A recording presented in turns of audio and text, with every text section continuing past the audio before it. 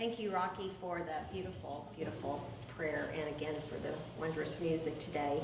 So this is just the best text, because it's just so whimsical, and if you have kids, you can identify so much with where Mary and Joseph are today. But it's really the only thing we're told about Jesus' childhood. You know, Gospel of Mark and John don't know anything about the infancy stories, the birth stories, only Matthew and Luke.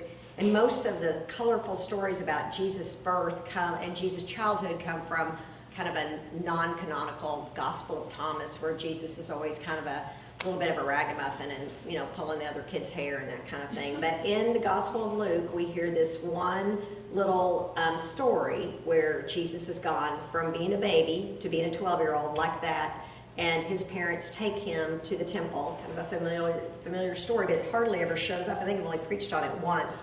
But it begins and ends with this line about Jesus growing in wisdom and stature. They're kind of a sandwich technique. And then in between that, we're kind of told something really important about what faith looks like and how we live a life of faith. The child grew and became strong, filled with wisdom, and the favor of God was upon him. Now every year his parents, that would be Mary and Joseph, went to Jerusalem for the festival of the Passover. And when Jesus was 12 years old, they went up as usual for the festival.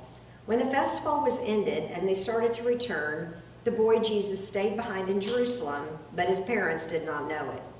Assuming that he was in a group of travelers, they went a day's journey. Then they started to look for him among their relatives and friends. When they did not find him, they returned to Jerusalem to search for him. And after 3 days, so there's kind of some foreshadowing of the resurrection and kind of the specialness of this time, they found him in the temple, sitting among the teachers, listening to them and asking them questions. And all who heard him were amazed at his understanding and his answers. When his parents saw him, they were astonished. And his mother said to him, "Child, why have you treated us like this? Look, your father and I have been searching for you in great anxiety." Like, who can identify, right? He said to them, "Why were you searching for me? Did you not know that I must be in my Father's house?" But they did not understand what he said to them.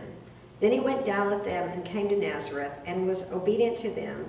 And his mother treasured all these things in her heart.